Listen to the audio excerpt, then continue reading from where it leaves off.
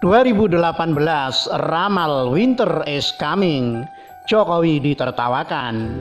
2020 semua kaget. Jokowi adalah sosok yang fenomenal.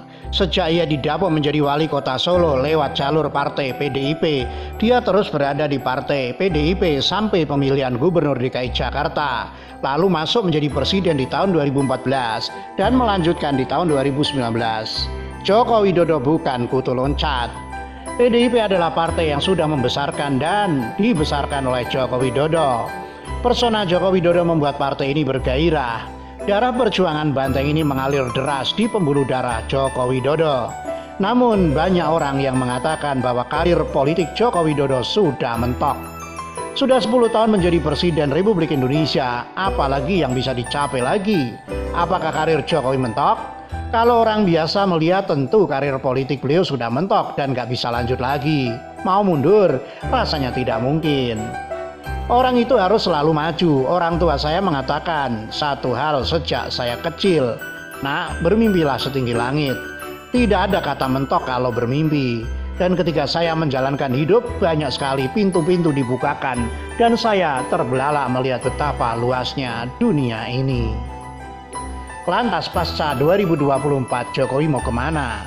Terkesan semuanya mentok. Tidak ada yang bisa melihat Jokowi akan jadi apa pasca tahun 2024. Pendahulunya SBY setelah 10 tahun jadi presiden, wan prestasi dan nir kontribusi, sudah memberikan contoh pada dunia bahwa dia sudah gurem. Partainya pun sekarang jadi apa? Demokrat sekarang sudah berkarat dan tidak meninggalkan kebaikan apa-apa buat Joko Widodo teruskan.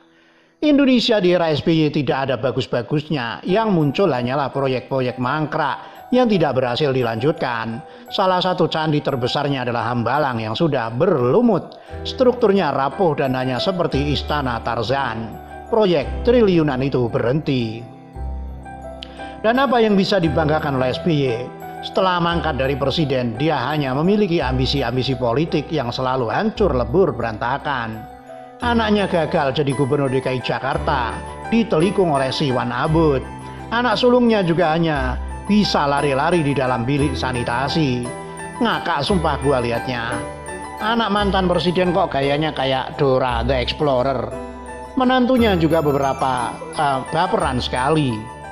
Yang pasti kalau kita melihat SBY, kita akan melihat kegagalan dan mentoknya karir politik pasca menjadi presiden. Tapi kalau kita fokus ke Jokowi, kita melihat bagaimana ada harapan ke depannya. Saya cukup yakin bahwa tahun 2024 nanti Jokowi bisa menembus batasan-batasan yang ada. Jika para pembaca tidak bisa melihat Jokowi pasca 2024, biarkan saya memberitahu penerawangan saya.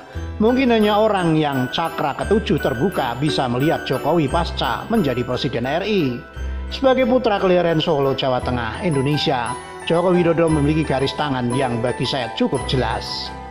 Beberapa peluang Joko Widodo di tahun 2024 adalah bukan lagi untuk Indonesia. Joko Widodo bisa menjadi petinggi PBB. Dia bisa menjadi ketua World Nation. Dia yang adalah agen perdamaian antar negara bisa menjadi sosok yang dipercaya untuk mengatur dunia. Kalau pakai istilah agama, dia menjadi pemimpin dan sosok guru bagi dunia ini. Joko Widodo di dalam keterbatasannya memiliki jiwa yang tidak terbatas. Orangnya terbuka, dia adalah duta perdamaian bagi dunia ini. Orang ini berani mengatakan yang benar meski berat langkahnya. Dia ini orang yang berani untuk bertindak meski nyawa taruhannya. Rekam jejak Jokowi sudah terpantek kuat di benak masyarakat Indonesia dan dunia. Kontribusinya untuk Indonesia sudah terlalu banyak diceritakan oleh orang-orang. Namun izinkan saya untuk mempertontonkan kontribusinya bagi dunia, khususnya perdamaian dunia. Joko Widodo adalah presiden pertama yang datang ke Afghanistan dengan pesawat kepresidenan. Setelah puluhan tahun tidak ada negara yang berani datang ke Afghanistan. Nyawa taruhannya. Di sana hanya terdiri dari 7 suku, tapi peperangan tidak berhenti-henti. Jokowi datang ke sana jadi imam sholat, mendoakan Afghanistan agar perdamaian dianugerahkan kepada mereka. Bahkan pesawat kepresidenan Indonesia harus melakukan manuver mendarat dengan bentuk spiral agar terhindar dari serangan rudal. Dan ketika take off alias lepas landas pun, pesawat itu harus berputar dengan menukik tajam agar juga terhindar dari target alias bidikan teroris. Peperangan Jokowi terhadap terorisme bisa dikatakan sangat sengit. Sengit dan menang, peperangan Jokowi dinilai dunia dan dunia mengapresiasi Joko Widodo. Bahkan ada satu ramalan yang sudah jauh-jauh hari dituliskan oleh Jokowi kepada dunia di forum IMF dan Bank Dunia 2018 yang digelar di Bali, Nusa Dua Convention Center. Jokowi mengingatkan dunia bahwa the winter is coming. Mengutip serial Game of Thrones, Jokowi sudah memprediksi hal ini. Dan semuanya terjadi, dunia terkaget-kaget bahwa ekonomi dunia benar-benar melemah. Relasi Cina dan Amerika yang sempat membaik, memburuk dan dingin. Keadaan ekonomi di dunia saat ini sedang masuk zaman es. Saya tidak heran jika pertumbuhan ekonomi di Indonesia masih ada di angka positif. Kenapa? Karena Joko Widodo sudah mempersiapkan hal ini sejak 2018. Joko Widodo berbicara apa adanya, tidak seperti Prabowo yang asal ngoceh 2030 Indonesia punah. Dengan berbagai masalah perekonomian dunia, sudah cukup bagi kita untuk mengatakan bahwa winter is coming. Kata Jokowi yang disambut tawa dari para hadirin 12 Oktober 2018. Saat itu para hadirin boleh saja tertawa. 2018 silakan tertawa sepuas-puasnya. Dan sekarang 2020 pun mungkin menggeleng-gelengkan kepala.